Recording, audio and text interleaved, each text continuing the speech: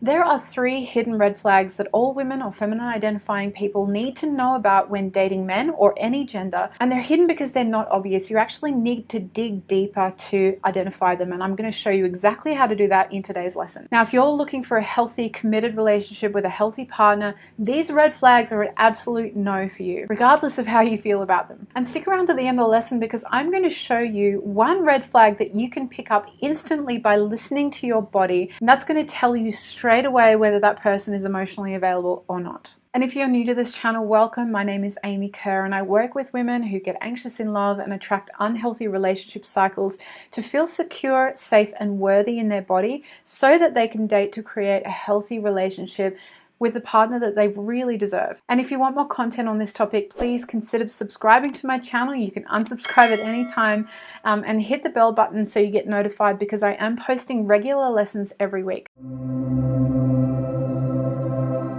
Now, before we begin, I want to let you know that a few places have opened up on my calendar for the free strategy session for the Love by Design program with me and my team. If you would like to know more about how to apply for that, make sure you stick around to the end of the lesson today. Now, these are the 3 hidden red flags we're going to unpack today. They're really difficult to discover on the first date. They're not often shown superficially. They're not like little things that you can pick up on straight away. I'm going to show you how to dig really deep. So the first one is a red flag that they're emotionally unavailable. Secondly, that they actually don't value you, and that's despite what they're showing you and telling you. I'm going to show you how to dig for that. And the third one is that they can't handle conflict, because conflict doesn't often come up straight away when you're dating someone. I'm going to show you how to actually figure that out. So the first hidden red flag is that if this person that you're dating is actually emotionally unavailable, despite everything you're seeing. They might be showing up, they might be speaking with you, they might be communicating regularly, but actually deep down they are unavailable. And I want to save you time by showing you some ways that you can discern if they're emotionally unavailable earlier or not. So let's look at what emotional availability and unavailability actually means. This literally means that they're unable to connect emotionally within themselves or with others, for relationship in a deeper way. So on a superficial way, when you start dating someone, you're going to see the way that they've put on masks to connect. And there's nothing disingenuous about it. It's just their personality, right? They might be really affable. They might be really kind and genuine and honest and willing on the surface. But as you grow together and as you connect more deeply together, there's some unavailability there. So how do we actually figure this out? Firstly, it's important to know that there are different kinds of emotional unavailability. The first one is the short-term kind, right? If someone's actually, they've just come out of a relationship, they've just had a breakup, they're talking too much about their ex, or, their ex is somehow involved in the conversation, that's a really obvious one that there's an unavailability there. And this could be a timing thing, right? They might just say to you that they're not ready for commitment, they're not looking for commitment yet either. And, I'm not suggesting that you should be waiting around that because it's only a timing thing, that it could be right down the line for you, because I don't recommend you wait around for anyone. But there's a deeper sign that they're still not fully healed from a relationship that is a red flag, and really I recommend you don't stick around with someone like this. And that's if they speak of their ex in a way that the ex and that relationship they had is kind of a reference point for where they're at now presently. Like they seem to be maybe comparing you or any kind of present or future relationship with that past relationship in mind. You don't want to be a reference point for anyone. You want to be a co-creator with someone who's healed and ready fully to show up and create something new and beautiful with you. Now, the second kind of emotional unavailability is long-term or inherent unavailability. And this is really where the person, for whatever reason in their life, they really haven't developed a mature internal connection with themselves, and they just kind of see and view the world in a superficial way, and naturally they view relationships in that way. And if you've ever heard of the term Peter Pan syndrome, that's where someone just doesn't want to grow up, right? They just want to stay in this place where they're always going to be having fun and nothing really matters too much to them, and you're going to be treated in that same way. And that is a pattern that can be really damaging for relationships, because that person is not going to be taking responsibility for their part of the relationship. They're always going to have this kind of type of immaturity around them. It might feel like, they're always a child, and there's kind of some emotional immaturity there that's always present, and it's making it very difficult for the two of you to grow together as adults. Now, how do we pick up on this kind of dynamic earlier on, if possible? This is where I'm going to teach you to be a dating scientist and to use your sleuthing skills, right? But there are some quick superficial signs that this is the case. If someone avoids eye contact constantly and they have difficulty maintaining it with you, and if this is a neurodivergent person, obviously that's not going to be a direct indicator, so use your discretion with that point. But maybe they're not asking a lot of questions about you. They're really talking more about themselves all the time. And again, first date, they might be shy, they might be nervous, and that might be their go-to. But over time, are they not asking questions of you? Are they not actually more deeply getting to know you? Does it feel like there's a bit of a barrier between the two of you? Right? There's signs that there's something deeper going on that you might not be able to see yet, but just notice it. Now, on the opposite end of the spectrum, they might be coming on too strong and too quickly. And we all know this concept of love bombing, where someone comes across to you with so much interest and so much love and communication to the level that it's inappropriate, because really when you start dating someone, you don't know them at all, and it's an inappropriate show of affection and love for the actual situation. So notice if they seem to be, out of balance in that sense, if they're oversharing, if they're, calling you pet names super soon, or there's this kind of inappropriate intimacy too soon. Now, if you notice these kinds of early superficial indicators that there may be either short-term or endemic long-term emotional unavailability there, I want you to really observe the pattern over time, because when you observe how consistent someone is over time, that is the best indicator of emotional unavailability.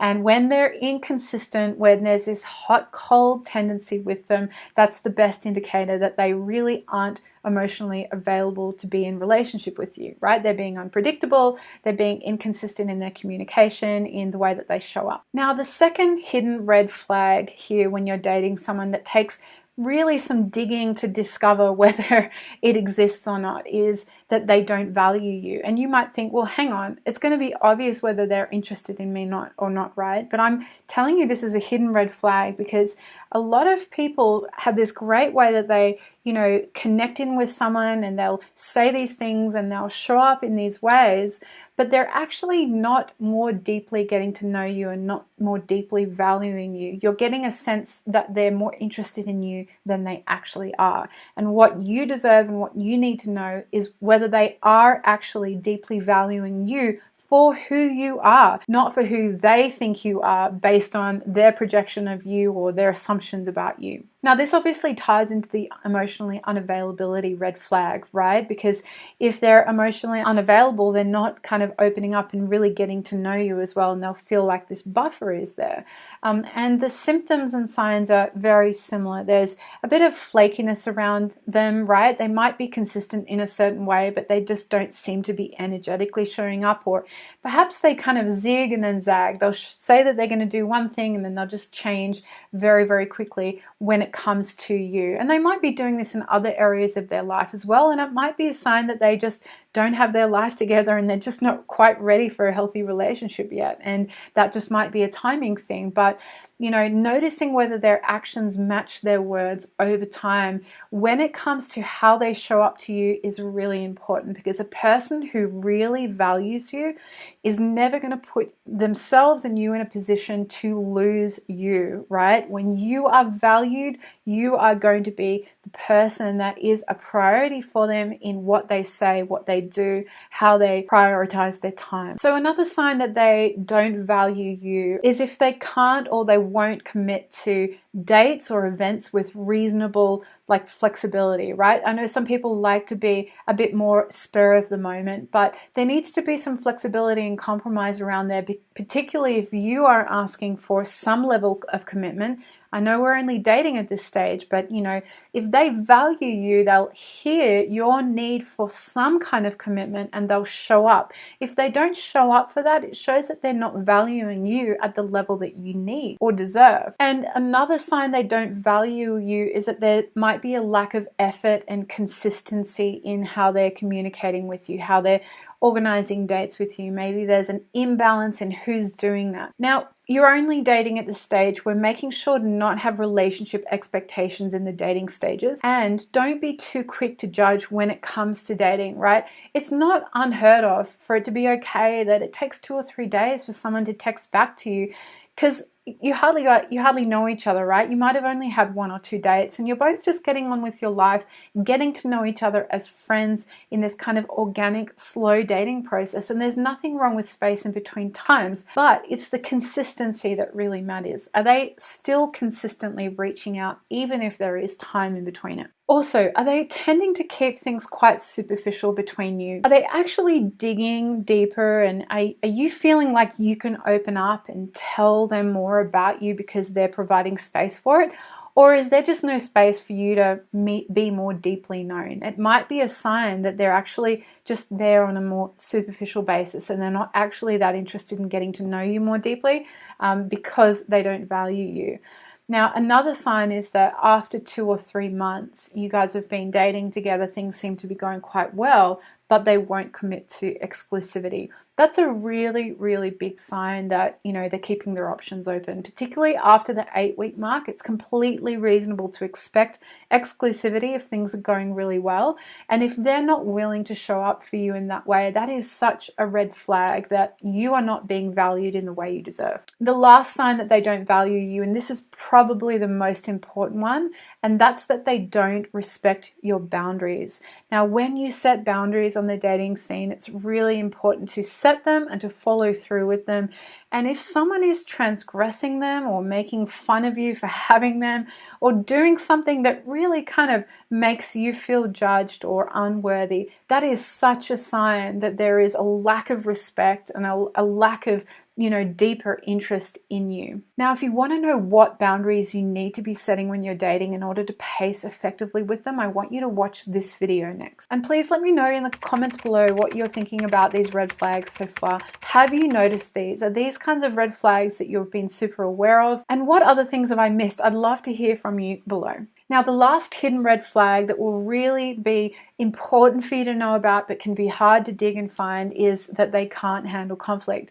Now, the reason this is such a difficult one is because when you start dating someone and, you know, you're both getting along really well, let's assume that it's going really well, you're both putting your best foot forward, right? Conflict is the last thing to come out most of the time. If conflict comes out too early, it's a very big red flag, right? So how can we actually know how they handle conflict earlier on to save us the pain of, you know, getting to know them over months and then finding out 6 months down the line they actually just don't have this basic skill? Again, this ties in with the emotional unavailability piece, because when someone can't handle conflict, it shows that they have a deeper level of emotional unavailability because they can't handle the emotions that are actually coming up inside of themselves when the conflict is occurring. And that's why they either run or they shut down or they fight, right? That's the very definition of not being able to handle conflict, right? So someone who can handle conflict is someone who can be aware of their emotions and sit in uncomfortable emotions and express how they're feeling in a way that won't attack you, in a way that, you know, is particularly, or that is contributing more to the conflict. And they're able to take responsibility for that emotional state at that time and work together with the other person to come to some kind of agreement or harmony, right? That's the ideal situation. So how do we figure this out earlier on? One really great way to do this is to notice if they have a tendency to defer to the victim mindset by blaming other people. This is a very like kind of a knee-jerk reaction to their past when they're talking about their past relationships and they're talking about their dynamics with their family? Are they quick to blame, or do they blame a lot, the people involved in their life that caused them hurt? Or when they're talking about their history and their past, are they talking about the difficulties and also taking ownership for their partners as well? So quickly ask them the question, how did you contribute to the ending of your last relationship? Like, really listen to how they paint the picture and whether they're also taking personal responsibility or they're externalizing the situation, just placing blame on the other people around them. Another great way to figure out how they handle conflict is to listen to how they talk about people that have been in their lives for a really long time. And it might have been a long-term relationship they had with an ex, or it might be friends and family. Do they speak of those people in, only negative ways, right? Even though that they're there and they're important people in their life, or can they really speak of the positives and negatives of them? Now, particularly this goes for exes if they had a long-term relationship with someone.